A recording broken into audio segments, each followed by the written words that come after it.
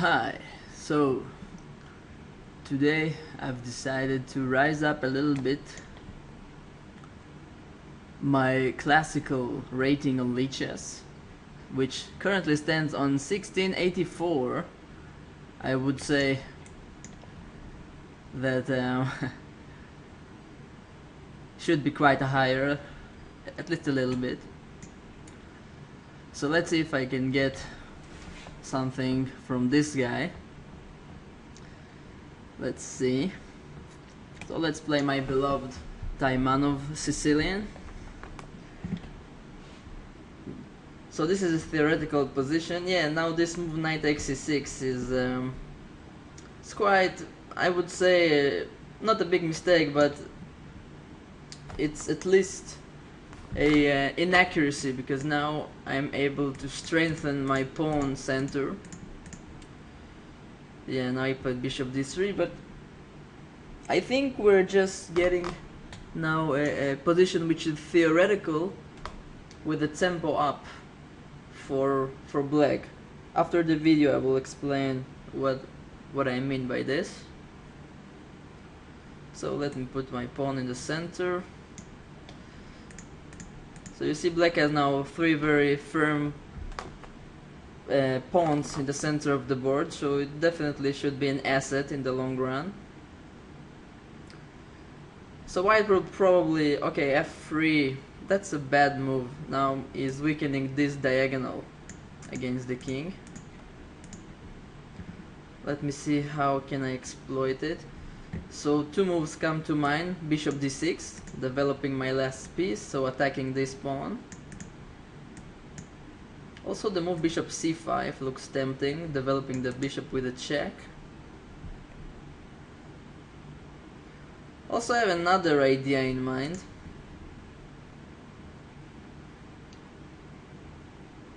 So you see this bishop on c8 is really, it's quite a bad piece because it's blocked by my pawn. So now I want to demonstrate some tactical motive that black has in such positions. I play bishop a6. Maybe it's not the best move, but I kinda like it. Now if he takes, I have this check, and very important that this is a check, and next move I regain the bishop, and I got rid of my bad bishop on c8. So yeah, now I'm quite happy about my position, still having this very firm pawn center. I'm not too much concerned about the fact that I didn't castle yet, because my pawn center is rather stable. So I think my next move would be something like bishop e7 or bishop to b4, and getting my king castled as quickly as possible.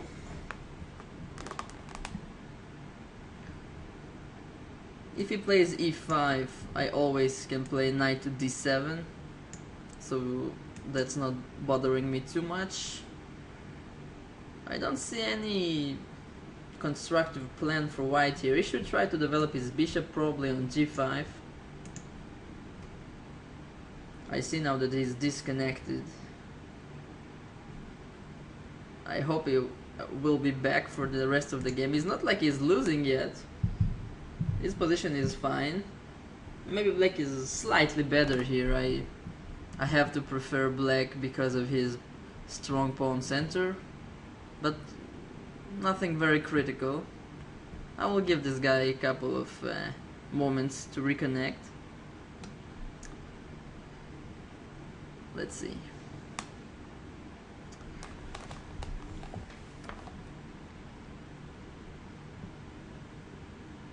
Meanwhile, I can tell that my blitz rating on lichess is something like 2500 or 2600. So I think my goal would be to rise up to 2600 on the classical rating. I hope that works out.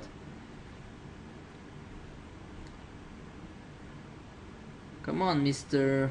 Okay, I will not try to attempt to read this name.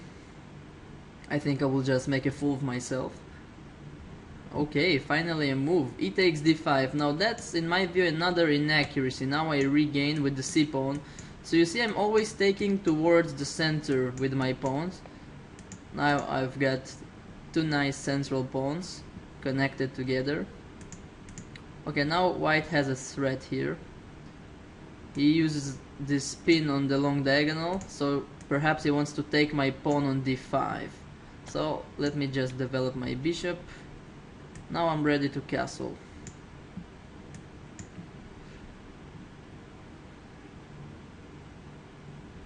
Yeah, bishop g5, I think I can just castle. Yeah, looks like a good time to castle. Now my king is completely safe. If he takes my knight, I have bishop takes. Nothing to worry there. Okay, f4. This is already a weakening, slight weakening of his king position.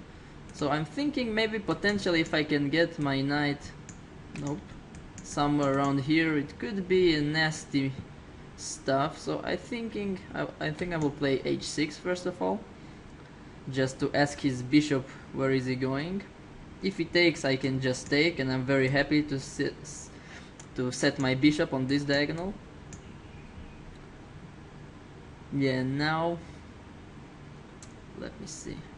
So his threat is probably f5 to use this spin along the e file. So what can I do? I can just play a rook e8 to defend the bishop. I can try to use some tactics to play queen to c4, attacking the pawn, using the fact that it's pinned. Let's try this. Queen c4. Now if the pawn moves, I grab his bishop very happily.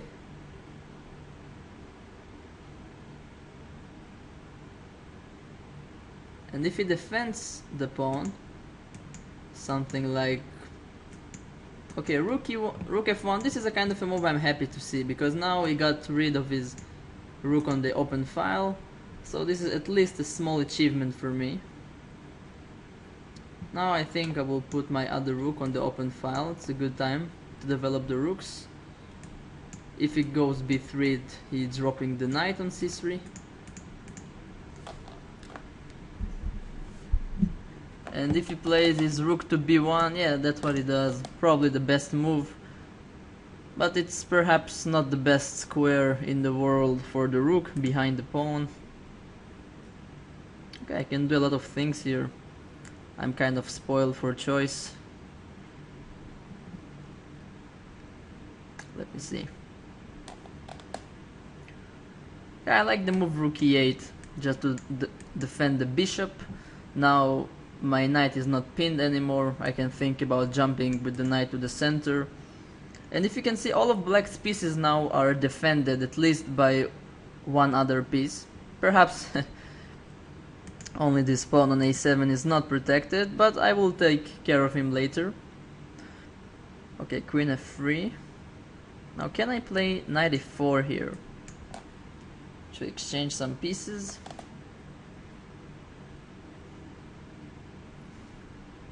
I think it's good for me, let's do it.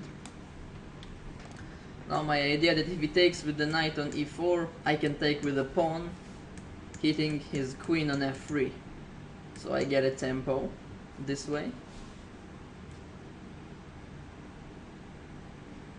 Yeah, he takes my bishop, and now I'm wondering whether I have this intermediate move knight to d2.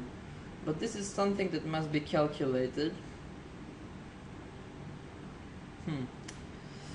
Yeah, I cannot play knight d2 because he will play queen to g4, and then he will have this intermediate move bishop f6 threatening checkmate.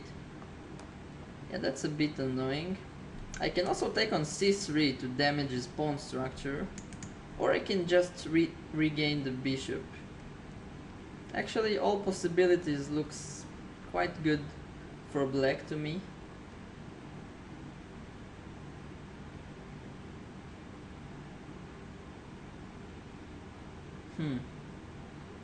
Okay, let's play the simplest. Let's just exchange. Let's ruin his pawn structure forever. Now he's kind of forced to double his pawns. And this is already a good sign for me. And I'll just have a free long long-term advantage in the endgame if he takes with the queen. Yeah, that way I could just play versus the double pawns in the endgame. So I'm not too sure. Yeah, he took with the pawn. Now please notice that I cannot take the bishop immediately because then he will take my rook, so I will play an intermediate move. I'll take the rook. He will probably regain it. And then I take the bishop. This check on b8 doesn't bother me. I have the square for the king which I created earlier. Yeah, that's just a check.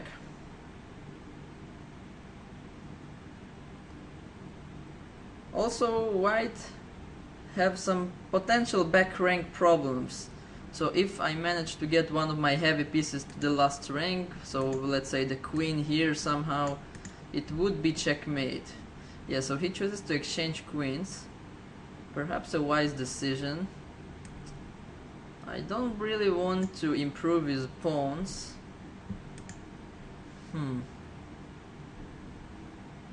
Yeah, maybe I didn't play it the best, but okay, let's just exchange, put the rook here. I still have a small advantage here because my rook is slightly more active than his. Oh, what is this? He just gave me the pawn. Okay, let's take it. Another pawn. Is this my birthday? Okay, rook b7. Yeah, you'll probably regain one pawn or not. I can just play king g6 to keep all of my pawns connected. I can also play check and take another. Okay, let's just take another pawn. Looks reasonable enough.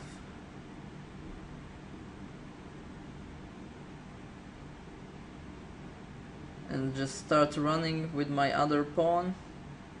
Not quite sure. Okay, let's just take the pawn. Yeah, now I will just need to protect my pawn with my king, but that's not a big deal. And after this my plan is quite straightforward. I just start running with my pawn until he reaches glory. Yep, a5. As long as he has no threats, I can just keep moving. g4, now I can actually take another pawn. I think I will. No reason not to.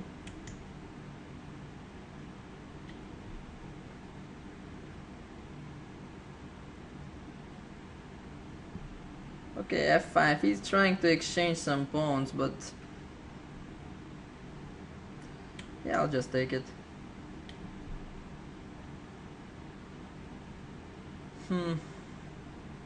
Okay, everything wins. I have too many extra pawns.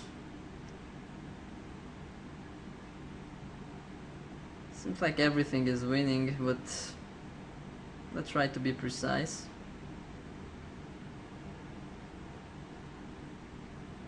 I think I'll do this just to protect my pawn. And if he comes with the king, I have rook. Oh, he can chase my rook. I forgot about that, but yeah, it should be still winning. I just need not to blunder anything. Yeah, let me collect another pawn, or just run with the other pawn. Yeah, let's take the final pawn, just to be completely safe. Yeah, now 4 pawns. That's already too much, mate. And then let's start running with this pawn. Seems easy enough. Small trick. Now if he takes, I have this rook f4 check, winning his rook. Yeah, he saw that. That's unfortunate. Yeah, I can do anything. Let's just run with this pawn. Should be the easiest.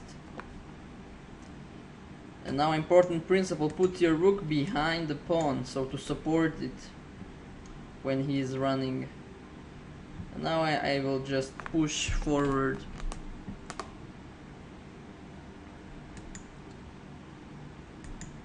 He has practically not much to do against it. Okay, he can put his rook on h1. Yeah, but this is just a very trivial draw.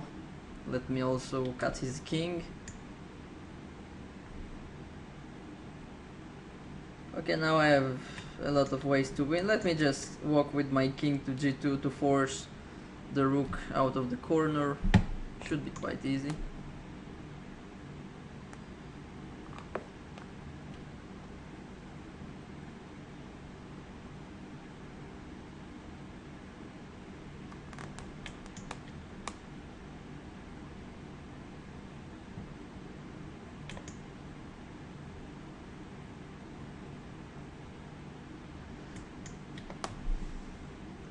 Okay, I think I know how to win with the queen and 2 pawns up. I think, yeah. So this guy decides not to resign. So meanwhile, these guys keep playing. Yeah, now I also win the rook. So meanwhile I can tell that I really really wondering whether should I post more videos like this where I play and explain my kind of way of thinking, or should I play more bullet games or blitz games, or should I play longer games like this one, which was 10+0. So all of you who's watching, please let me know in the comments. Okay, 2 queens up. This guy is really hoping for a stalemate. That's a legit. So I have one way to checkmate, second way to checkmate. Do I have another move which checkmate? Yeah, I don't see any other checkmates, but okay. I'll just choose one of them. Yep, so thank you for the game, Mr. Oops, I was on Hebrew. Yep. Okay, so this was quite an easy game. Hopefully the next game would be more interesting, and we'll see if I will manage to reach 2600. Thank you, bye bye.